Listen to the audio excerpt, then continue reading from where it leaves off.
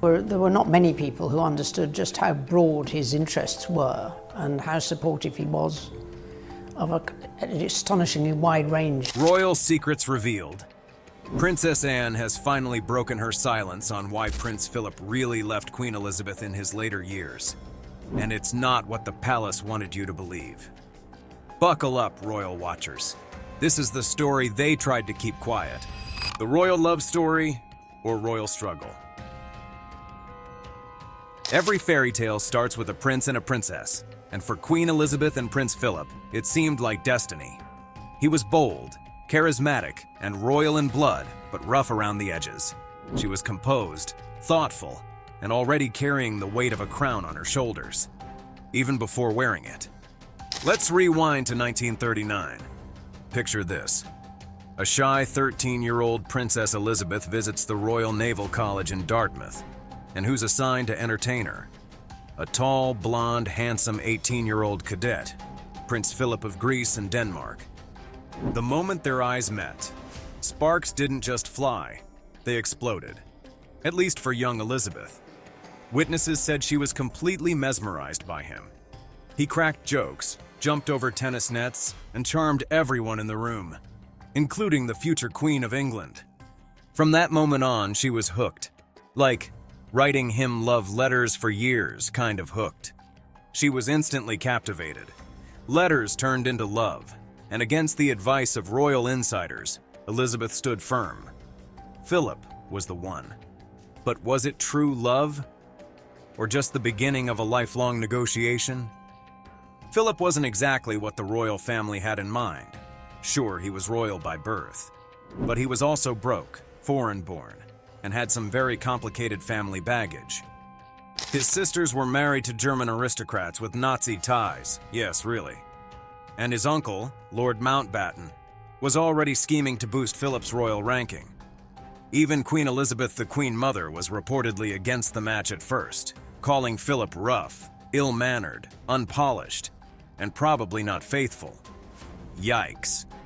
But Elizabeth didn't care. She refused to even consider anyone else as a potential husband. Literally, she told her father, King George VI, that it was Philip or no one. Talk about ride or die before it was cool.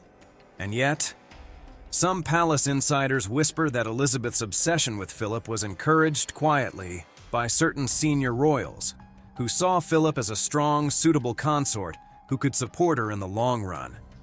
So was this love at first sight? Or the slow burn of an arranged power union? So behind the royal curtains, it wasn't all tiaras and teacups. Philip gave up everything to be by her side.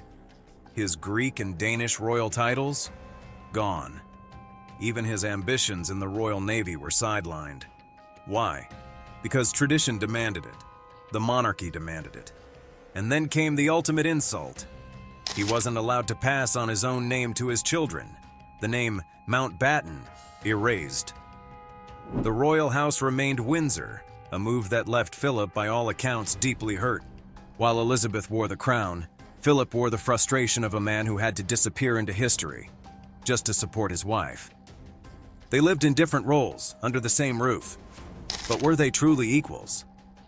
Or was this a love story built on silent sacrifice? As the years passed, their bond endured, but the cracks began to show. Rumors, distance, silence, and eventually, separation, not in title, but in lifestyle. So we ask, was it a royal romance for the ages, or a lifetime of compromises dressed in royal robes? The truth, as always, lies somewhere in between. The wedding that shocked the palace.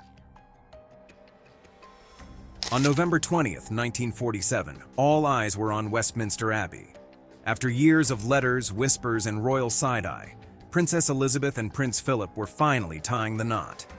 The crowds were massive, the dress was iconic, and the media obsessed. But behind the palace walls, let's just say, not everyone was thrilled. Yes, it was a royal wedding, but it wasn't your typical storybook celebration. In fact, the whole thing had the palace in a quiet uproar. Why? Buckle up, here's the tea. A commoner with a crown? Even though Philip was born a prince, of Greece and Denmark, he was considered practically a commoner by the ultra-snobby standards of the British aristocracy. He had no money, no kingdom, and a very shady family tree. His sisters, married to high-ranking Nazis. His own father, exiled. His family, living in scattered apartments across Europe. Not exactly Windsor material, right? He even had to renounce his Greek and Danish titles and become a British citizen just to be considered eligible. He gave up everything, his name, his heritage, his identity, all for love, or maybe power. Oh, and get this. He adopted the last name Mountbatten from his mother's side to sound more palatable to the British public. Because calling yourself Prince Philip of Schleswig-Holstein-Sonderburg, Glücksburg just doesn't quite roll off the tongue. Austerity wedding. World War II had just ended. Britain was still recovering, and everything was under rationing. Even the Queen-to-be's wedding dress. Believe it or not, Elizabeth actually saved up ration coupons to pay for her gown. Seriously, talk about relatable royal problems.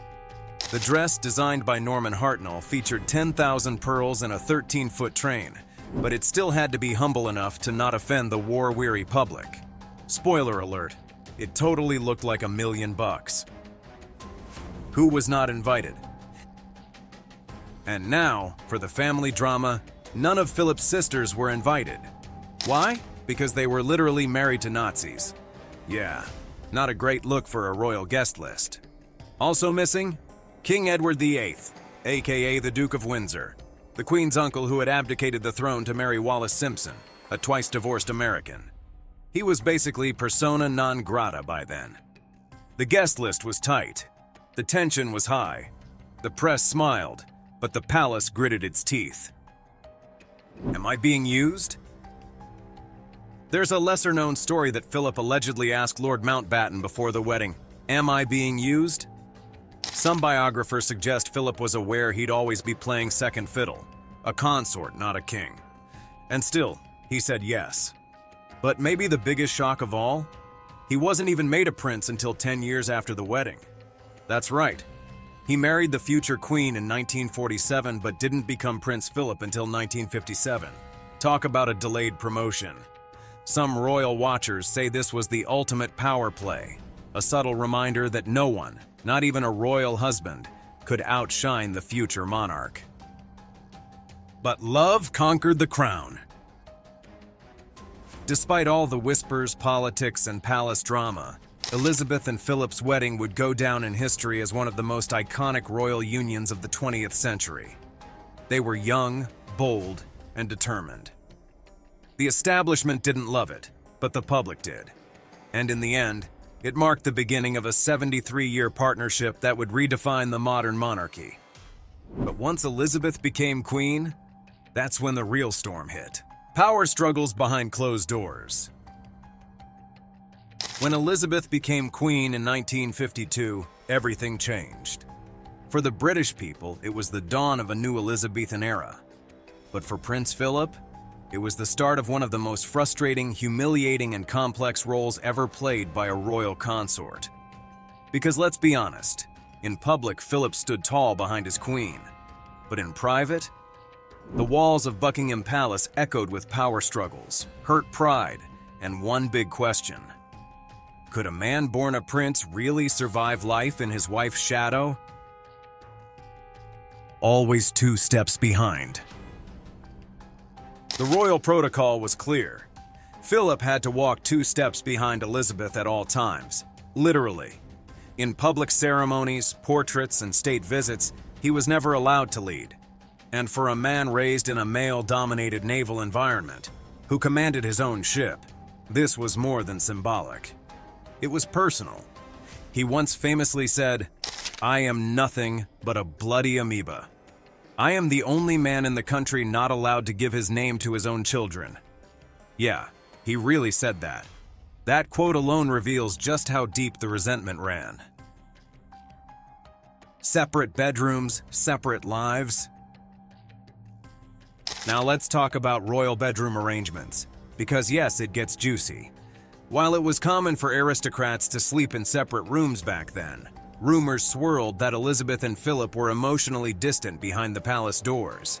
They had different schedules, different hobbies, and some say even separate lives. Philip preferred his club friends, rugged adventures, and hunting trips at Balmoral. Elizabeth, she loved her corgis, her horses, and the routine of royal duty.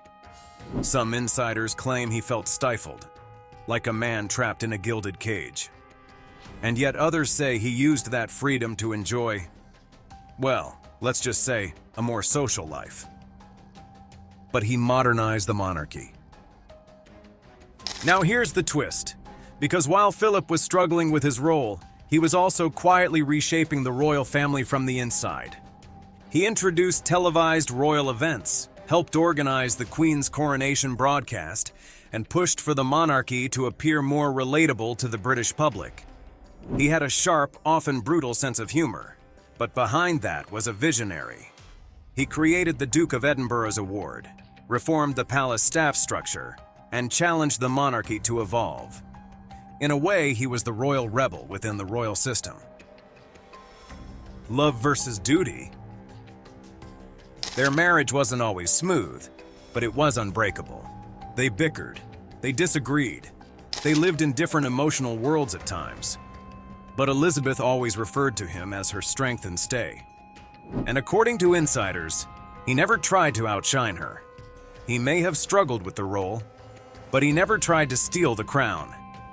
In the end, Prince Philip played one of the hardest roles in royal history, a powerful man in a powerless position. And somehow, he made it work. With frustration? Yes. With pride? Absolutely. But with loyalty? Always. Whispers of scandal. The ballerina affair. Behind the royal smiles and waving from palace balconies, a storm of rumors raged quietly for decades. For all their devotion, loyalty, and public unity, the marriage of Queen Elizabeth II and Prince Philip was not immune to scandal. In fact, one of the longest-running whispers in royal history is this. Did Prince Philip cheat on the Queen? Let's unpack the royal rumor mill, shall we? Every royal romance has its dark corners. And for Queen Elizabeth and Prince Philip, one of those shadows came in the form of a ballerina. In the 1950s, just a few years into the Queen's reign, quiet rumors began to swirl through the palace halls. Gossip, whispers, a name barely spoken aloud. Galina Ulanova, the legendary Russian ballerina, graceful, elegant, untouchable. The story: Prince Philip, the dashing Duke of Edinburgh, was allegedly caught in a secret affair with Ulanova behind the Queen's back. And while the public never got solid proof, behind closed doors, the suspicion was enough to shake the monarchy to its core. Why was this rumor so dangerous? Because Galina wasn't just a ballerina, she was a Soviet icon, and at the height of the Cold War, Britain was watching every move Russia made. Imagine the scandal. The Queen's husband possibly entangled with a symbol of the Soviet elite. It wasn't just a royal scandal, it was a national security nightmare. Some say British intelligence stepped in to suppress the story. Fast. Any leak could have damaged international relations. And worse, it would have humiliated the Queen. But despite the swirling rumors, neither. But that silence? Oh, it spoke volumes. Some royal watchers say Elizabeth was devastated. Others claim she knew, but chose to bury it beneath her royal duty. After all, confronting scandal in public? That simply wasn't the Windsor way. Prince Philip never addressed the affair. Not once. Not in interviews. Not in private letters. Not even in his memoirs, which only made the rumors louder. So was it real, or just gossip fueled by the prince's charm and Ulanova's mystery? Some insiders swear it was fabricated, a distraction, a lie to sell newspapers. But others insist, where there's royal smoke, there's often fire. And what about the Queen? Friends say she never faltered. never let her heartbreak show. But behind the steely gaze and pearl necklaces, could there have been pain? Betrayal? Quiet forgiveness? We may never know the truth. But the ballerina affair remains one of the most whispered and most haunting chapters in royal history. A royal break. Prince Philip's exit to Wood Farm. After 70 years in the public eye, hundreds of royal tours, and more than a few headline-grabbing rumors, Prince Philip disappeared. Not from memory, not from the monarchy, but from the palace itself. In 2017, at the age of 96, the Duke of Edinburgh officially stepped back from royal duties. The media called it retirement. The palace called it well-deserved rest. But what really happened behind the gates of Buckingham Palace? Philip didn't just retire, he moved out. Leaving behind the grandeur of Windsor Castle and the suffocating formality of palace life, he settled in a small, unassuming cottage on the Sandringham estate, a place called Wood Farm. No red carpets, no royal guards, no queen.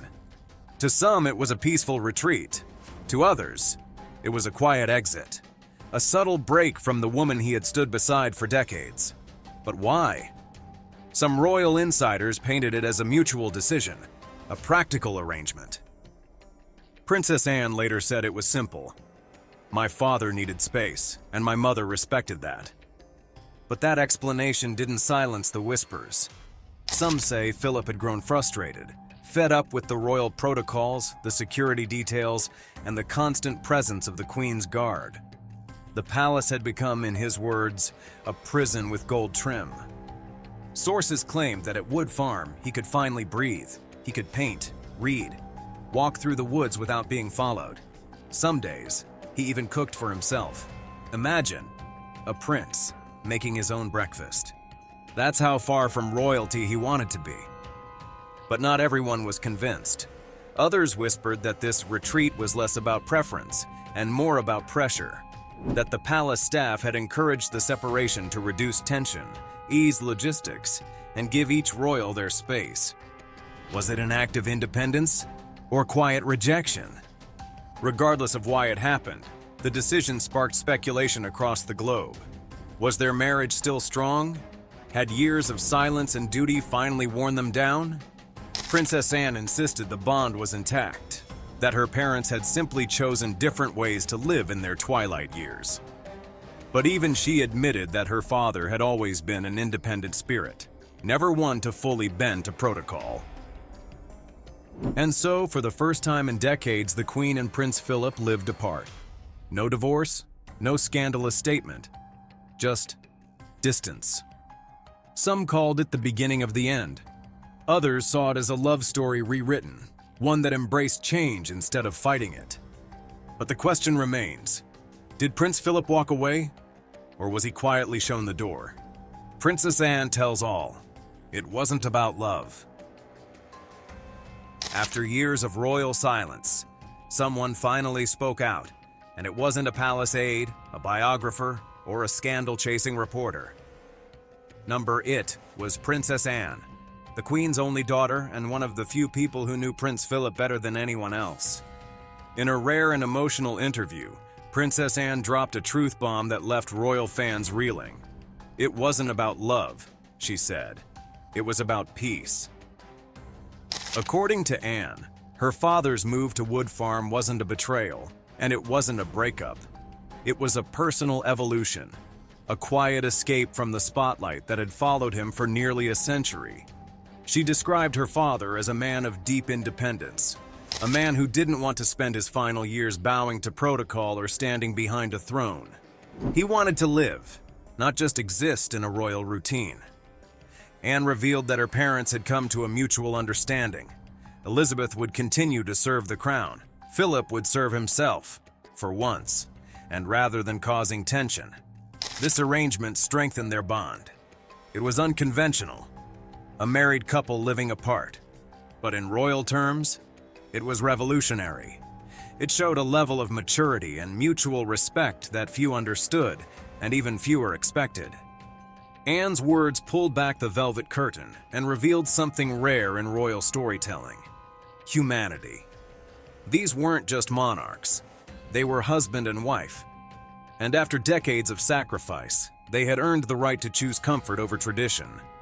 And yet, not everyone was convinced. Some insiders whispered that Anne's statements were carefully worded, part of a subtle PR strategy to calm speculation. After all, royal silence had always been the family's armor. Why speak now? Was Anne trying to protect her father's legacy? Or was she finally telling the truth that the Queen herself never could? Still, for those closest to the Duke, Anne's insight rang true. He was a man who preferred simplicity over spectacle. And at Wood Farm, with no royal staff hovering and no ceremonial duties, he finally had what he'd always craved: freedom. Princess Anne didn't cry. She didn't dramatize. She simply said what needed to be said: that her father's departure was a chapter, not a collapse. A transition, not a scandal. And maybe, just maybe, that honesty was more powerful than any crown. Final years, reunited by the pandemic. After years of living apart, something unexpected brought them back together. Not a royal crisis, not a family tragedy, but a global pandemic. As the world went into lockdown in early 2020, the Queen and Prince Philip made a quiet, deeply personal decision. They would leave their separate lives and reunite under the same roof at Windsor Castle. After years apart, after all the rumors, whispers, and speculation, the monarch and her consort were once again side by side. But this time, it wasn't about duty. It wasn't about the crown. It was just them. Inside those ancient stone walls, something rare and tender unfolded. The world outside was unraveling. But inside Windsor, an old love quietly rekindled. Sources close to the family say they shared simple days. Long conversations, shared meals, and peaceful silences. No cameras, no press, no pageantry. For the first time in decades, they were not queen and consort. They were just Elizabeth and Philip, a couple in their 90s, reconnecting in a way most people never imagined. Their children noticed. Prince Charles described quiet moments when his parents would simply sit together, saying little, needing no words. Even in silence, there was understanding. Even after the years of distance, the bond had never really broken. It had just waited. Those final months were a gift, a chance to be together, not in public, but in peace. To laugh, to reflect, to remember a life shared across 7 decades. When Prince Philip's health began to fail, the Queen remained at his side. He never lost his sharp mind or dry humor. Even in his final days, he made her smile. And though their reunion had been brought on by crisis, it became something far more profound. A quiet final chapter to one of the most enduring relationships in modern history. Forget the scandals. Forget the silence.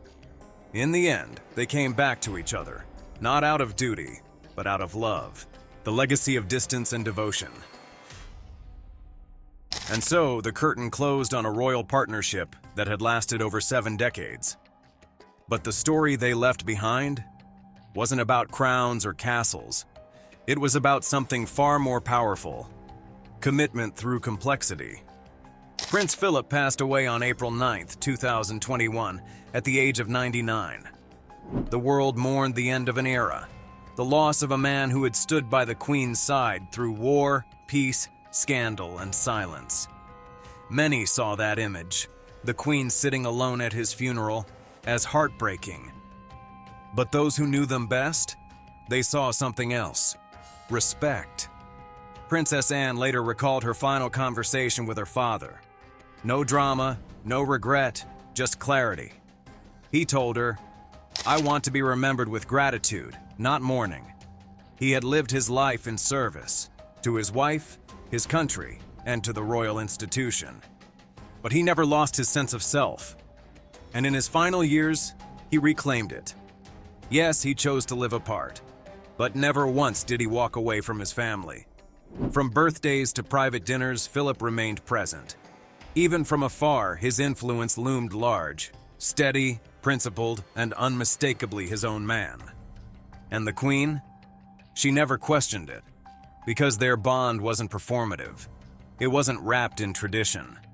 It was based on something quieter, deeper, earned. Their marriage wasn't perfect. It was tested by time, duty, distance, and the weight of the crown. But it endured. Together, they navigated public pressure, political change, and deeply personal trials. They did it with dignity, and more often than not, in silence.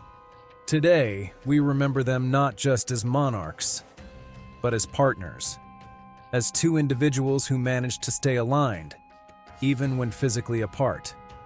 Their distance? It wasn't a weakness. It was understanding.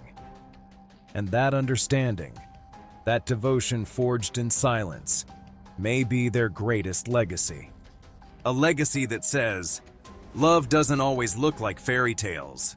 Sometimes it looks like two people standing apart, but always facing the same direction. The quiet end, a love remembered, not displayed. Some royal stories end with fireworks, others end with scandal. But the love between Queen Elizabeth II and Prince Philip, it ended with silence and stillness. There was no dramatic farewell, no last-minute palace drama, no press conferences or farewell tours. Just two people who had spent 73 years bound by duty, quietly closing their final chapter together. When Prince Philip passed away, Buckingham Palace released just a single simple statement. No embellishments, no royal fanfare, just the facts. But behind that brief message was a lifetime of history, of compromise, of frustration, of loyalty, and of deep unwavering respect. Elizabeth lost her husband, her partner, her anchor, and for the first time in over 70 years, she stood truly alone. And yet the world watched in awe, because there was no breakdown, no dramatics, just a woman who had spent a lifetime wearing a crown, now carrying her grief the same way, with dignity. Their love wasn't performative. It wasn't about constant public affection or romantic speeches. In fact, they were rarely physically close in public. But as we now know, love doesn't always need to be loud. Prince Philip didn't write poems. He didn't give grand gestures, but he showed up. For 70 years, in the background, in the spotlight, always a step behind, but never out of sight. And when he chose to step away, it wasn't a rejection. It was a return to himself, a quiet statement that even princes deserve peace. And the Queen, always understanding, let him go. Their relationship was forged not in perfect moments, but in resilience. In years of silent compromise, in choosing duty over drama, and in the end, choosing each other, again and again, even from a distance. Now the Queen is gone too. And perhaps in whatever lies beyond those palace gates, they've reunited once more. No protocols, no press, no pressure. Just Elizabeth and Philip. And maybe that's the lesson they left us with, that true love isn't always loud, perfect, or public. Sometimes it's quiet. Sometimes it lives in separate cottages. Sometimes it simply endures. What do you think? Was Prince Philip's retreat a quiet act of rebellion or the greatest act of respect? Let us know in the comments below. Like if you believe love can take many forms. Subscribe for more untold royal truths.